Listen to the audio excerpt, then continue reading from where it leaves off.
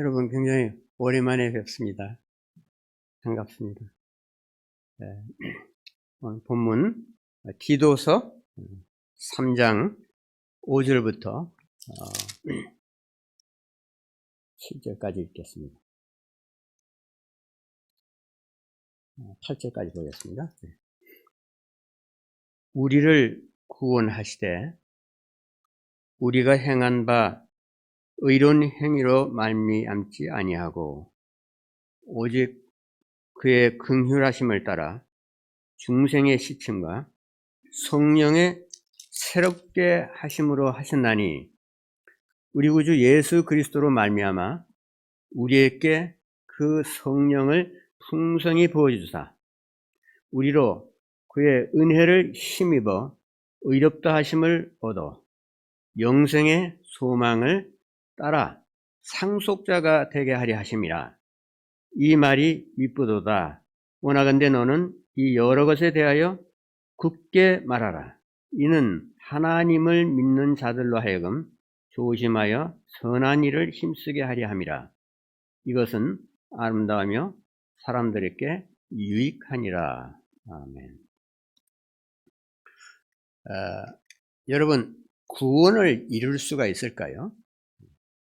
구원이라는 것은 굉장히 중요하죠. 근데 만약 구원을 이룰 수 있다 그러면은 굉장히 심각한 일이에요, 그죠? 근데 그러면 구원을 잃지 않는다. 그러면 그건 물론 좋지만은 성경 말씀이 과연 어느 쪽으로 말씀을 하고 있느냐 하는 것을 우리가 잘 짚어볼 필요가 있어요. 그래서 이 교회사적으로 보면은 구원을 이룰 수 있느냐 하는 것에 대한 그 답변을 두 가지로 제시해 왔어요. 아르미니안주의자들은 말하기를 구원은 잃어버릴 수 있다. 받았다가도 상실할 수 있다. 그렇게 얘기를 하고요.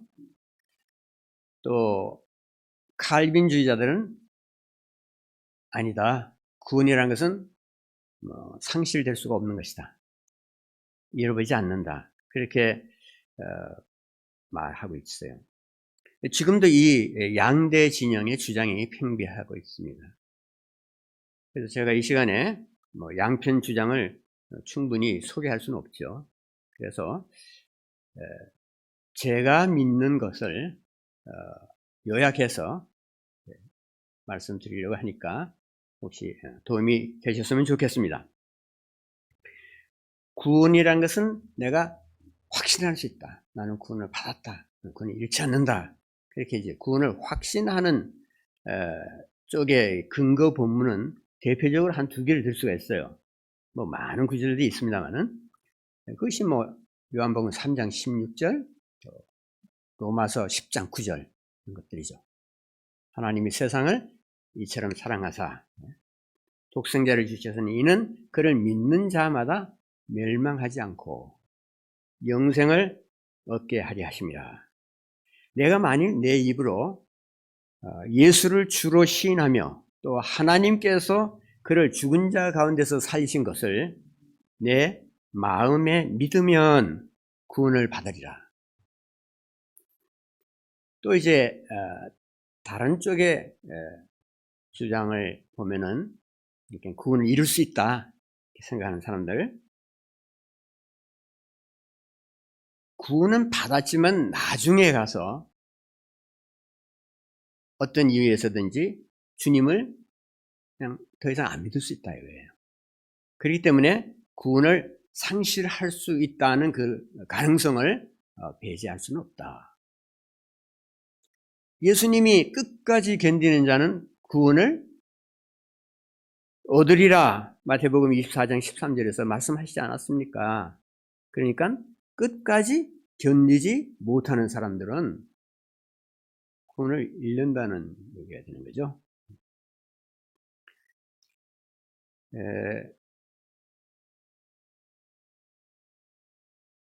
근데 이 구절은 구원에 대한 말씀이 아니에요. 우리가 구원 그러면 그냥 대체로 예수 믿고 하나님의 자녀가 되고 그러면 죽은 다음에 천국 간다. 이런 식으로 되게 간단하게 생각하는데, 이 구원이라는 단어는 본문의 문맥에 따라서 그런 뜻이 아닌 경우가 있어요. 우리가 이제 최종 단계에 가서 하나님부터 상을 받는다는 말씀이 있는데, 그것을 가르치는 경우가 종종 있습니다. 신약에서 물론 상과 구원은 확연하게 구분이 되어 있어요. 그렇지만 때때로 이 두 개의 개념이, 상과 구원이 너무도 이렇게 밀착이 돼서 미래적 구원이, 그러니까 맨 마지막에 갖는 그런 최종적 구원이 상을 받는 마지막 단계의 사건과 겹치는 경우가 있어서, 그래서 이 상과 구원이 거의 동의어처럼 사용되고 있는 경우가 있어요. 그래서 끝까지 견디는 자는 구원을 받으리라는 말씀은 사후에 천국 들어간다는 말씀이 아니고 최종 단계에 유업의 상을 받는 것이라는 말씀입니다. 이 말씀을 들었던 청중들 생각해 보세요. 예수님이 누구에게 이 말씀을 했어요? 제자들에게 하셨어요. 제자들은 이미 구원을 받은 사람들입니다. 그래서 그 뜻은 환난 때에 믿음과 인내로 주님을 신실하게 계속해서 믿고 사랑을 실천하는 그런 꾸준한 삶을 살면은 나중에 하늘의 상을 받게 된다는 의미로 말씀하신 것입니다. 그래서 이 구절을 구원 상실 가능성에 대한 증거 본문으로 제시하기는 좀 부적절하다고 생각해요. 구원을 받지 못하는, 그러니까 구원을 받았음에도 불구하고 구원을 확신하지 못한다, 그렇게 이제 말하는 분들은 이런 식이죠. 나는 지금 예수를 믿고 있습니다. 그래서 구원을 지금은 제가 받았다고 생각합니다. 그런데 보니까 주변에서 나보다 훨씬 더 예수를 잘 믿고 신앙생활을 참 모범적으로 하시는 분들이 계신데, 나중에 보니까 그런 분들이 믿음에서 떠납니다. 예수를 더 이상 안 믿더라고요. 주변에서 그런 사람 아마 우리들도 좀 보았을 거예요. 도중하차 하시는 분들, 그리고 다시 안 돌아와요. 그리고 또 성경에서 보면은 히브리서 6장이 있지 않습니까? 그 6장을 보면은 이거는 구원 상실에 대한 확실한 가능성을 얘기하는 것라고 봅니다. 이런 거죠. 그 본문은 이런 거예요. 한 번 빛을 받고 하늘의 은사를 맛보고 성령에 참여한 바 되고 하나님의 선한 말씀과 내세의 능력을 맛보고서도 타락한 자들은 다시 새롭게 하여 회개할 수 없나니 그랬어요. 이 말씀은 구원 그 상실의 가능성을 전제한 것이 아닙니까? 그래서 나는 최종적인 구원을 받고 천국에 들어갈 수 있을지 확신할 수 없다, 그렇게 말합니다. 물론 이 히브리서 본문 6장은 굉장히 논쟁이 많은 구절이죠. 그래서 이제 제가 믿는 것을, 제가 생각한 것을 말씀드릴 수밖에 없어요. 저는 히브리서 책 전체의 중심 주제, 대표적인 주제가 구원이 아니고, 구원에 대한 말씀이 아니고 유업에 대한 것이다. 성도의 유업, 나중 구원 이후에 첫 구원을 받고 나서 그 다음에 하나님이 약속하신 그 유업의 상을 받는 문제에 대한 것이다. 그것이 중요한 포인트예요. 만약 그렇게 보면은 이 히브리서 6장에 있는 말씀은 구원 상실 가능성에 대한 것이 아니라 유업의 상을 잃는 그런 위험성을 경고한 것이라고 보게 되는 것이죠. 그러니까 이 본문도 역시 구원 상실에 대한 그 가능성에 대한 증거 본문으로서 제시하기는 적절하지 않다는 말씀입니다. 그런데 이제 구원 상실을 주장하는 그 책에서는 구원이라는 것은 그 자체를 확신한 것이 아니라 이거예요. 구원을 확신하면은 그것은 교만한 것이다. 영적으로 교만한 것이다. 신자 생활이 오히려 느슨해져서 구원 상실 가능성을 높여주는 역할을 한다. 이렇게 봅니다. 그러니까 전전긍긍하면서 믿음에서 떨어질까봐 주여 주여 하면서 이렇게 살아야 된다. 그죠? 예. 그렇게 사는 것이 안전하다고 생각해요. 이제 그런데 우리가 여기서 던져야 할 질문은 무엇이냐면, 그러면 과연 신약교회 교인들이 그런 식으로 자신의 구원을 지켰단 말인가? 초대교회는 물론 이제 고린도 교회처럼 말이에요. 좀 수준이 좀 낮은 교회들이 있었어요. 그렇지만은 신약 전체에서 그들의 구원을 의심해서 경고했다는 증거가 없습니다. 이제 제가 이 구원과 성화에 대한 이슈를 조금 터치를 하겠어요. 이 여러 측면에서 얘기를 할 수 있지만은, 구원을 잃어버릴 수 있는가 하는 그 질문을 우리가 답하기 위해서는 우선 구원이라는 거 하고 성화를 좀 구별해서 볼 필요가 있어요. 그 성화라는 말은 여러분 아시죠? 그 말이 좀 어렵습니다만은, 성화 그러면 뭐 어떻게 뭐 성자들 있잖아요. 뭐 거룩한 그런 사람이 되는 그런 이미지가 들어오는데, 그냥 간단하게 말하면 거룩한 삶, 성도의 거룩한 삶이에요. 그러니까 예수님을 본받는 크리스천의 삶을 얘기하는 것입니다. 그게 성화예요. 자, 그런데 구원과 성화를 일단은 좀 구별해서 보자 이거죠. 구원과 성화는 굉장히 밀착된 개념이죠. 그런데 이것을 동전의 안팎과 같은 것이다, 이렇게 생각하면 좀 문제가 돼요. 그런 말 많이 들어보시죠? 동전의 안팎? 그 서구 사람들이, 크리스천들이 그 말을 사용해 왔는데, 우리나라에 뭐 진즉이 그 말이 들어와 가지고 처음에는 뭐 번역서를 통해서 그렇게 들어왔겠죠. 지금은 그 말이 아주 하나의 표준 정의가 되어 버렸어요. 동전의 안팎이라야 그 구원이 확실한 것이다, 구원받은 것이다, 이렇게 보는 거예요. 다시 말해서 예수 믿고 성화가 되어 있어야 된다, 그죠? 한쪽이 있다면 다른 쪽도 반드시 있어야 된다. 이제 이렇게 말하면 원칙적으로 맞는 말이지만, 그것을 너무나 극단적으로 기계적인 대입이 되면은 우리 자신들의 구원에 대해서 굉장히 불안해집니다. 왜냐하면 누구도 나의 행위에 대해서 자신이 없잖아요. 나는 행위에 대해서 자신이 있습니다. 나는 거룩한 삶, 예수를 본받는 삶 날마다 삽니다. 그래서 저는 그냥 확실하게 구원받았습니다. 자신의 행위를 내세워서 구원받았다고 말할 수 있는 분 없을 거예요. 왜냐하면 자기 자신을 생각하면 굉장히 부끄러운 점이 뭐 한두 가지가 아니겠죠. 그래서 내가 정말 구원을 받았다라고 확신하기에는 나 자신 너무나 미흡하다는 거예요. 그래서 정말 내가 구원을 받았을까? 이렇게 회의가 들어가기까지 하는 거죠.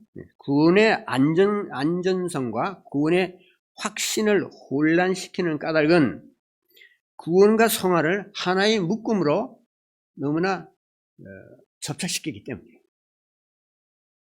그래서 거룩한 삶이 없는 구원은 구원이 아니라거나 아예 처음부터 받은 적이 없다는 식으로 말합니다. 이것은 이제 사람의 눈으로 인간의 행위를 판단하는 것이기 때문에 그 자체가 굉장히 모순이에요. 과연 여러분 어느 정도라야 내 눈에 동전의 안팎이 맞춰졌다고 생각할 수 있겠어요? 누구의 잣대로, 누구의 눈금으로 이런 것을 판단한단 말이에요. 구원받은 증거를 재는 어떤 뭐 표준 잣대가 있어요? 내 눈입니까? 내가 정한 어떤 절대적인 기준치가 있어요? 혹은 내가 다른 사람의 행위에 대해서 정확하게 판단할 수 있는 어떤 초능력이라도 있습니까? 인간의 행위 뒤에는 겉으로 보이지 않는 감추어진 동기와 목적들이 있는 경우가 종종 있어요. 사람이 눈이라는 건 속이기 쉬워요. 그러니까 세상에 사기꾼들이 이렇게 많잖아요. 그건 넘어가잖아요. 미국에 어떤 주에 유명한 자선가가 있었어요. 이 사람은 그 커뮤니티의 각종 행사에 참여하고 또 그런 커뮤니티에서 서로 이분을 모셔가려고 이렇게 애를 썼어요. TV에도 자주 나왔고 또 이분이 뭐 경찰을 비롯해서 여러 단체들, 소방서라든지 뭐 종교단체, 뭐 문화단체, 교육시설 거기에 아주 단골 후원자였어요. TV에 자주 나왔고요. 이 사람은 자기들이 행사에 초대하면 막 돈이 들어오니까 굉장히 인기가 있었죠. 근데 최근에 알고 보니까 이 사람이 거물급 마약범이었어요. 여러분, 이 사람이 교회를 다녔다면은 누가 그를 보고서 동전의 안팎에 안 맞는다고 말했겠어요? 여러분, 영원한 구원이란 것은 구원의 확신과 연결된 주제입니다. 그래서 구원이 영원하지 않다면 구원을 확신할 수 없고 구원을 확신할 수 없으면 거룩한 삶을 사는데 굉장히 부정적인 영향을 줍니다. 근데 이 말은 절대적인 진술이 아니에요. 왜냐하면 예외가 있기 때문에 그렇거든요. 존 웨슬리 잘 아시죠? 예를 들면은 그분은 구원의 상실을 믿는 그 가능성을 믿는 아르미니안주의자였어요. 그렇지만 그분이 얼마나 경건한 삶을 살았는지 모르죠. 그래서 우리의 신학이라는 것은, 교리라는 것은 절대적으로 완벽하지 않아요. 그런 예외가 있고 우리가 알지 못하는 개인 성도의 삶이 있어요. 하나님만이 정확하게 판단하시겠죠. 이제 그러면 제가 기초, foundation하고 superstructure, 상부 구조에 대해서 조금 말씀드리겠습니다. 이게 하나의 예를 들겠습니다. 구원이 얼마나 확실한가, 또 과연 그러한가, 또 구원 다음에 오는 것이 무엇이어야 되느냐, 뭐 이런 것을 좀 비춰보려고 그래요. 기초라는 것은 영원한 구원입니다. 기초는. 상부 구조는 뭐냐? 성도의 거룩한 삶입니다.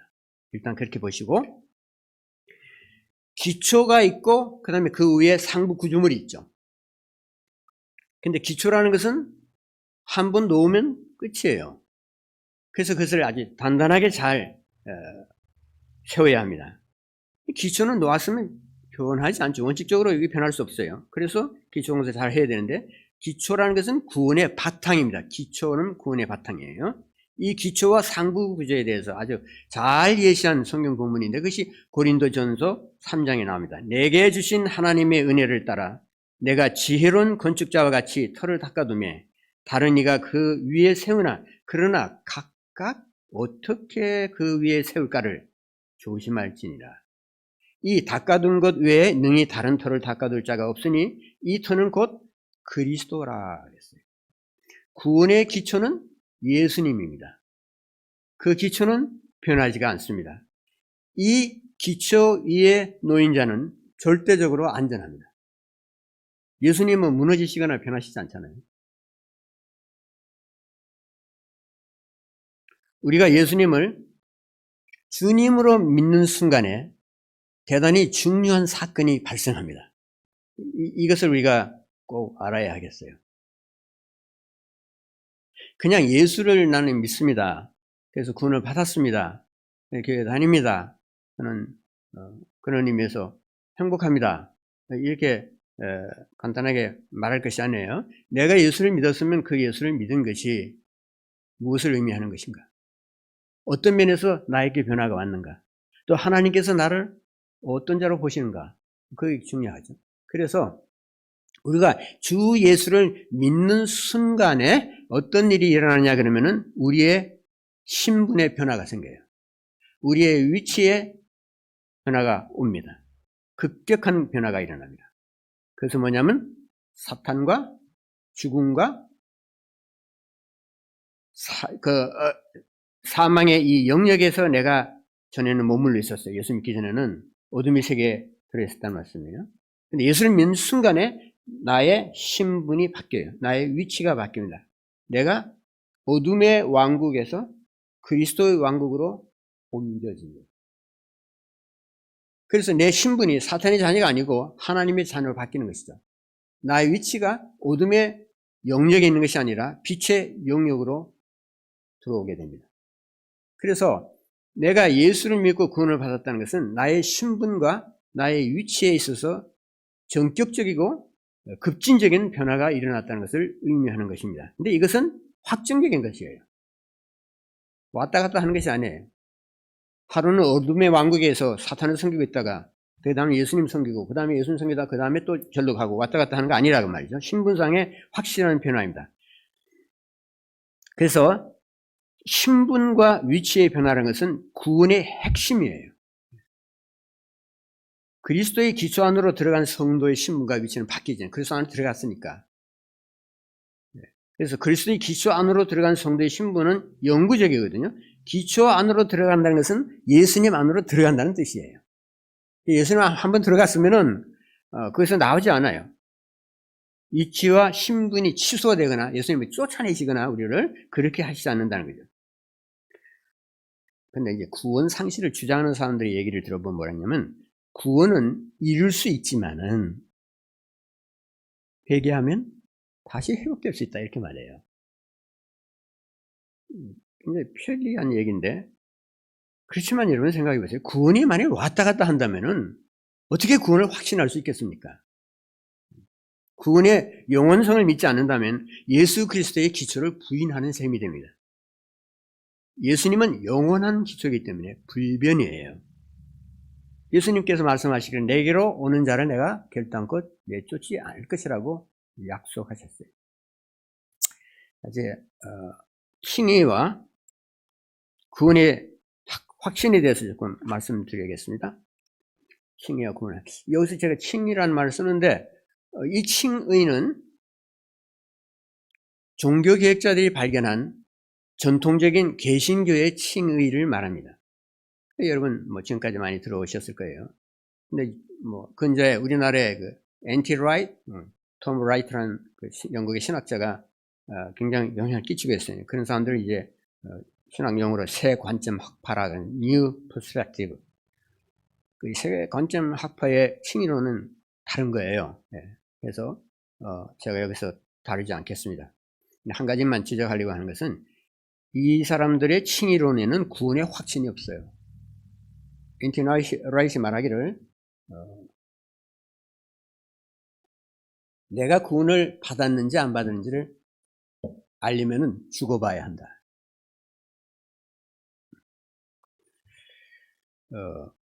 근데 신약의 칭의론은 구원의 확신을 주는 가장 강력한 바탕이에요.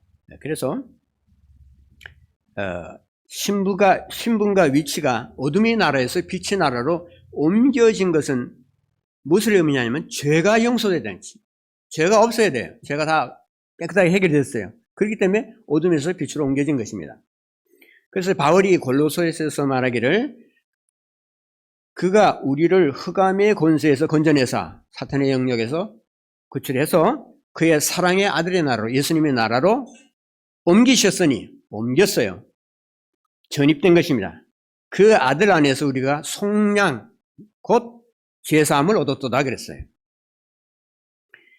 이 말씀을 한마디로 집약한 것이 칭의라는 것입니다.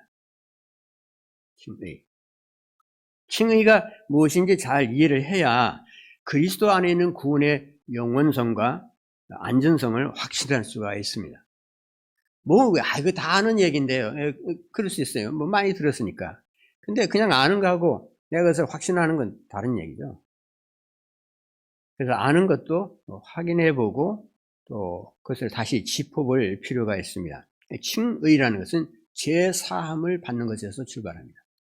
내가 칭의를 믿습니다라고 말은 하면서 자신이 하나님 앞에서 하나님 눈을 볼 때 죄가 전혀 없다는 존재가 됐다 하는 것을 믿지 못하는 사람들 많아요. 그게 전혀 실감이 나지 않아. 아이고 내가 아직도 죄짓고 하는 죄인인데 무슨 칭의예요.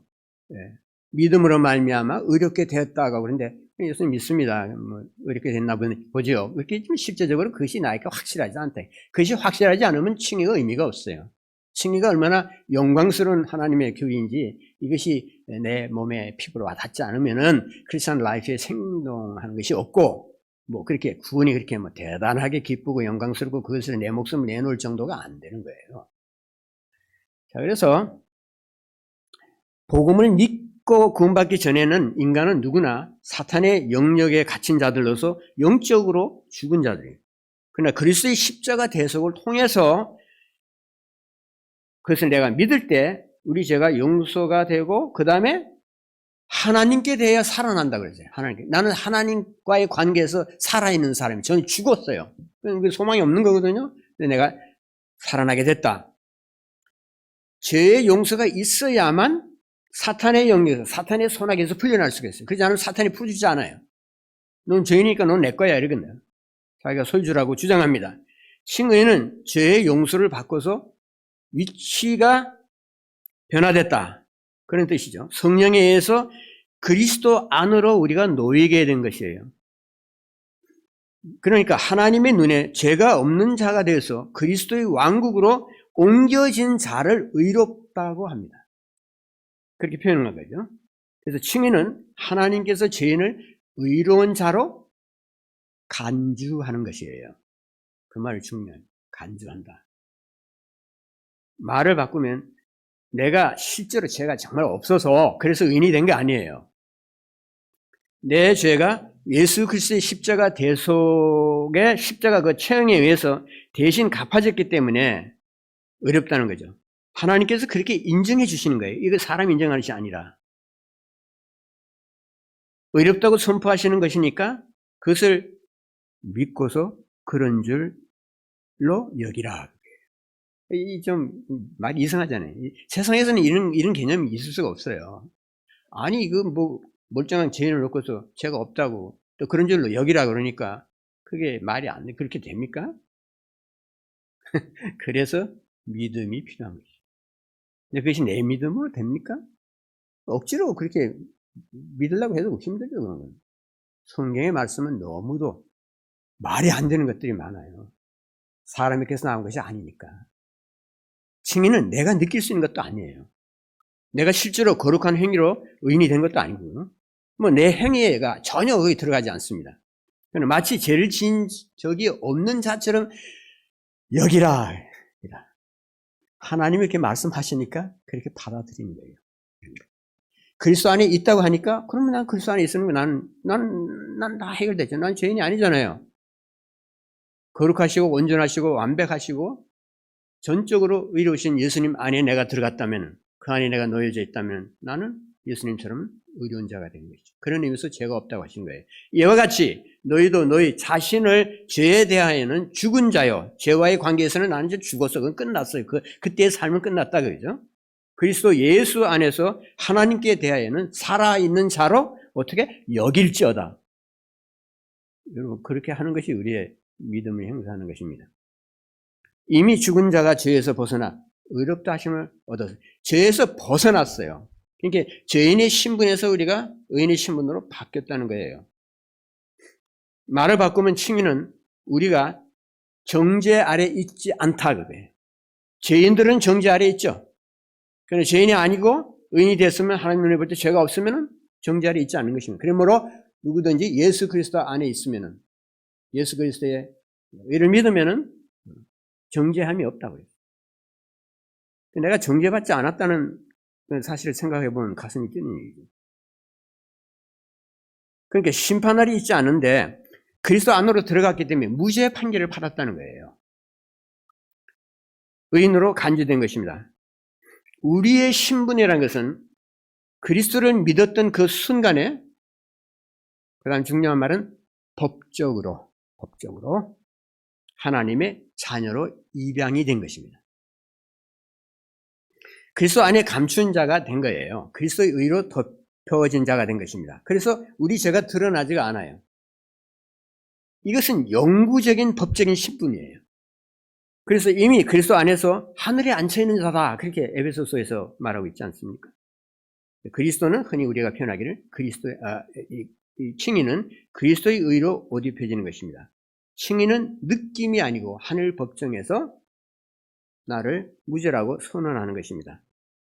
내 안에서 일어나는 일이 아니에요. 내 바깥에서 일어나는 일입니다. 하늘 법정에서 일어나고 있는 일이에요.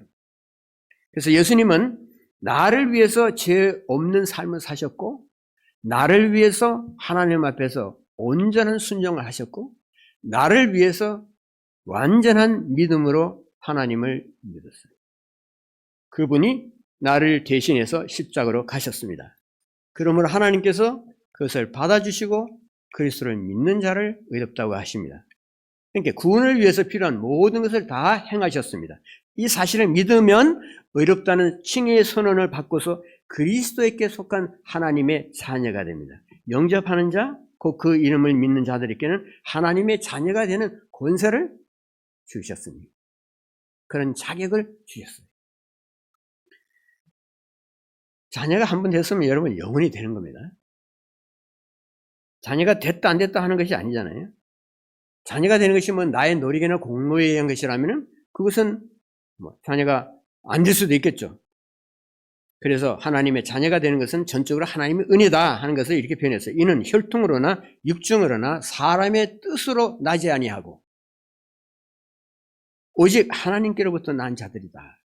하나님께로부터 난 자들이 예수를 믿게 돼요. 그 칭의를 받게 됩니다. 하나님의 영원한 뜻에 의해서 하나님이 보내신 그의 아들의 십자가 대속을 믿는 자들은 신분이 변하고 그 변화된 신분은 절대로 바뀌지 않습니다. 왜냐하면 그 자녀의 신분의 근원이 하나님께서 나왔기 때문에 그래요. 그러니까 하나님을 내가 믿었다. 내가 예수 그리스도 믿고서 이렇게 됐다 하는 측면이 있고, 다른 한면은 나는 원래 하나님의 근원을 가진 자다. 하나님이 주셔서 하나님이 내게 다가오셔서 내게 필요한 모든 구원을 준비하시고 선물로 주신 것이다. 그런 측면이 또 있는 거죠. 그 다음에 중요한 질문은 그럼 행위는 어떻게 되느냐? 아무렇게 살아도 되느냐? 하나님의 자녀가 되고 심판을 받지 않는 특권은 우리의 행위와 아무 상관이 없다고 말씀드렸습니다. 왜냐하면 순전히 믿음으로 의롭게 되는 것이기 때문이에요. 주 예수를 주님으로 믿으면 하나님께서 나를 자녀로 입양을 하시기 때문에 나의 구원을 전적으로 확신할 수 있어요. 이를테면 하나님의 자녀로서 입양이 됐으니까 내가 죄를 짓거나 불순종을 했다고 해서 하나님께서 나를 호적에서 파내시지 않는다 그 말이에요. 제가 과거에 꽤 오래됐습니다만 미국에 왔을 때 제가 머무는 집이 있었는데 거기 그분의 이웃 어떤 분이 한국에서 애를 입양을 했어요. 그래서 오늘 법원에서 선고가 판단이 있으니까 같이 가볼 거냐고 해서 당연히 제가 관심이 있으니까 같이 갔어요. 법원에 가봤는데 판사가 입양서를 다 확인하고 어떤 절차를 다 거친 후에 이렇게 말해. 아무개는 누구의 자녀로 입양된 것을 선포한다. 그러고 나서 하는 말이 이제부터는 미국의 대통령이라도 이 선포된 것을 바꿀 수 없다. 여러분, 하나님께서 예수님을 대속주로 믿는 사람들을 의롭다고 선포하신 것은 바뀔 수 없는 거예요. 하나님의 자녀로 입양됐으면 영구적입니다. 근데 구원이라는 것은 뭐냐면 상실될 수 없는 일종의 틀입니다. 틀. 그건 그대로 있어요. 근데 그 틀을 채우는 문제가 있죠. 그 안에. 그것이 이제 성화죠. 거룩한 삶이고. 기초 위에는 상부 구조가 올라가야 됩니다.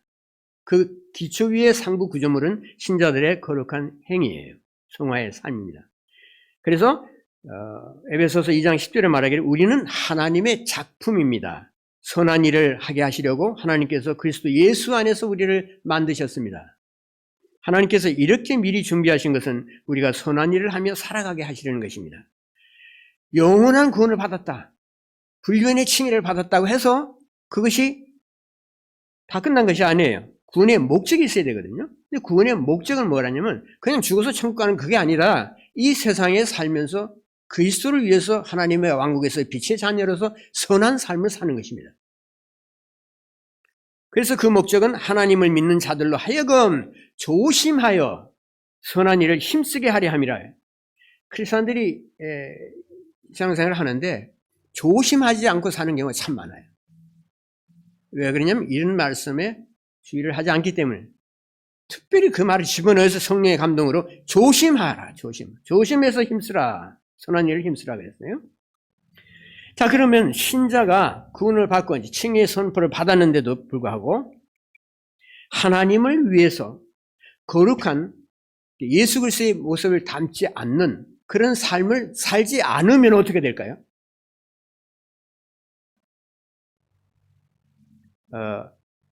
내세 천국에 들어가겠죠.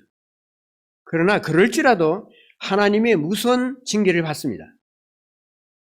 바울은 이것을 불 속에서 뛰쳐나온 것에다 비유했어요. 불이 막 타고 자기 집이 그 안에 자기가 지금 평생 모아놓은 보물도 있고 뭐 좋은 것도 잔뜩 있어요. 근데 그게 다 타버려요.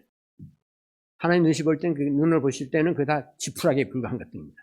그것을 끌어모으느라고 평생을 땀 흘리면서 수고하고 또 그것을 자기의 자랑으로 삼고 그렇게 사는 그 모든 나의 자랑과 나의 잘난과 나의 업적과 이런 것들이 다 타버리고 빨가벗고 뛰어나오는 것처럼 그 영혼은 구원을 받되 그 모든 것은 다 타버릴 것이라고 했어요. 만일 누구든지 그 위에 세운 공적이 그대로 있으면 상을 받고 누구든지 그 공적이 불타면 해를 받으리니 손해를 받는다 그러죠. 그러나 자신은 구원을 받되 불 가운데서 받은 것 같으리라. 불 속을 통과하는 구원이 있어요. 하나님은 상벌의 하나님이십니다. 잘한 자녀들에게 상을 주시고 못한 자녀들에게 벌을 내리시는 분이 그것이 하나님의 공의입니다. 보라 내가 속히 오르니 내가 줄 상이 있어 각 사람에게 그가 행한 대로 갚아주리라. 갚으시는 하나님이에요. 그 하나님은 매우 감사하지만 다른 한면에는 매우 두려우신 분입니다. 하나님 우리를 정말 사랑하셔서 자신의 아들을 죄와 죽음에 덮인 이 어두운 세상에 보내시고 십자가에서 우리 죄를 대속하게 하셨습니다. 그래서 이 주님은 우리가 대속주로서 믿고 하나님께 돌아오면 누구나 의롭다는 선언을 받습니다. 그 순간에 하나님의 자녀로 입양이 되고 성령을 받고 모든 죄가 다 씻겨지고 어둠의 나라에서 빛의 나라로 옮겨집니다. 이 생명의 새 생명의 시작이죠. 아무도 주님의 나라에서 쫓겨나지 않습니다. 그러나 하나님의 자녀가 된 자들은 예수님의 삶을 본받아야 합니다. 그런 자녀들에게는 하나님께서 유업의 상을 주신다고 약속하셨어요. 우리로 그의 은혜를 힘입어 의롭다 하심을 얻어 영생의 소망을 따라 상속자가 되게 하려면서 여기서 말하는 상속자는 사후 천국 간다는 얘기가 아니라 구원 이후에 하나님께서 주시는 상을 얘기하는 것입니다. 그래서 선한 일에 힘쓰라고 했어요. 그렇게 해서 구원의 목적이 성취되어야 하는 것입니다. 물론 우리의 행위는 구원의 틀이나 기초가 아니에요. 그러나 우리의 선한 행위는 하나님 나라에서 무엇인가 기여하는 것이 있습니다. 하나님을 기쁘게 하는 측면이 있고요. 그래서 하나님 나라에서 무엇을 성취하게 하고 하나님의 약속하신 유업의 상을 받게 합니다. 우리의 행위는 심판날에 평가를 받게 될 것입니다. 잘하였도다 착하고 충성된 종아라는 말 칭찬을 받을 수도 있고 못 받을 수도 있어요. 어느 쪽을 원하세요? 칭찬만 못 받으면 괜찮은데 징계를 받아요. 그래서 어떤 종류의 징계일지는 알 수 없지만은 성경은 분명하게 내가 영원한 구원을 받되 불 가운데서 나온 것 같을 것이라고 경고했습니다. 하나님의 말씀을 따르지 않고 세속적인 가치관으로 살면은 반드시 잃는 것이 있어요. 손실을 겪게 됩니다. 이 세상에서도 잃고 내세에서도 잃게 됩니다. 내가 끌어모은 모든 것들이 무가치하게 될 것이에요. 내가 세상에 살면서 무엇을 끌어당기는지 그 우리가 조심해야 돼요. 다 타버리는 무서운 징계를 받게 됩니다. 그렇지만 하나님의 구원을 영원히 감사하면서 주님을 위해서 산다면은 착하고 충성된 종이라는 칭찬을 받을 것입니다. 우리는 하나님의 칭찬을 받기 위해서 살아야 돼요. 하나님의 인정을 받기 위해서 살아야 되고 하나님을 기쁘게 해주는 삶을 위해서 살아야 합니다. 자식의 아버지를 기쁘게 해주는 일처럼 더 큰 효성이 없잖아요. 그런데 구원에 확신이 없다면 어떻게 하나님을 위해서 담대한 소망으로 살 수 있겠어요? 일을 아니할지라도 경건하지 아니한 자를 의롭다 하시는 일을 믿는 자에게는 그의 믿음을 의로 여기신다고 했습니다. 로마서 4장 5절. 이거 완전히 거저받는 것이라고요. 경건을 하지 않아요. 내 죄인이에요. 거룩하지 않습니다. 그런데 그런 자를 예수 그리스도의 속죄 덕분으로 의롭다고 하시는 분을 나의 주 나의 하나님을 믿고 그 앞에 부복하고 감사한다면 그 사람은 하나님의 영원한 구원을 받는다. 구원을 확신을 가질 수 있고 복음의 스캔들이 있어요. 어떤 스캔들이냐? 아무것도 하지 않은 사람에게 모든 것을 주시겠다는 거예요. 세상 종교가 아니기 때문에 성경은 이렇게 말합니다. 이게 성경의 논리예요. 예. 거기에 대해서 우리가 뭐 이렇다 저렇다 할 말이 없어요. 말이 안 돼요. 그렇지만은 내가 그것을 믿느냐? 믿으라.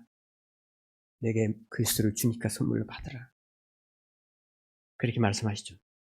그래서 우리가 믿음에 의한 칭의를 분명하게 이해하지 못하면은 구원이 굳건해질 수 없어요. 구원의 확신이 굳어질 수가 없습니다. 그래서 우리가 그리스도의 의에 의해서만 오직 내 행위가 아니라 예수 그리스도의 완전한 의에 의해서만 우리가 하나님 앞에 설 수 있다 하는 것을 우리가 분명하게 알지 못하면은 우리의 거룩한 삶은 형식적이 되고 율법적이 되고 그냥 거칠의 바리새인적인 삶이 되고 맙니다. 칭의의 확신이 없이 하나님 앞에 의로운 자로 서려고 하지 마세요. 칭의의 확신이 내게 내 뼈와 살에 굳게 들어와 있지 않고 심장을 뛰게 하지 않는데 내가 경건한 삶을 살아야겠다. 보다는 크리스천 삶을 살아야겠다. 이렇게 생각하지 마세요. 그건 다 실패합니다. 또 하나님께서 받아주시지 않아요. 여러분 예수 그리스도를 참 마음으로 나의 구주로 믿고 영접하셨다면 여러분 구원을 받으신 것입니다.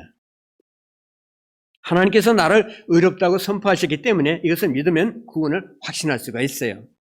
우리는 예수 그리스도의 완전한 의의 옷을 입고 하늘 법정에 서 있습니다. 거기서 의롭다는 선언을 받았어요. 하나님께서 예수 그리스도의 십자가의 보혈로 맹세하신 것을 그렇게 해서 의롭다고 선포하신 것을 결코 뒤집지 않으십니다. 누구도 우리의 칭의를 뒤집거나 빼앗아가거나 번복시킬 수가 없습니다. 그렇다면 구원은 상실될 수 있는 것일까요? 여러분 각자가 잘 생각해 보시고 자신의 구원을 확신하고 하나님을 섬기시기를 빕니다.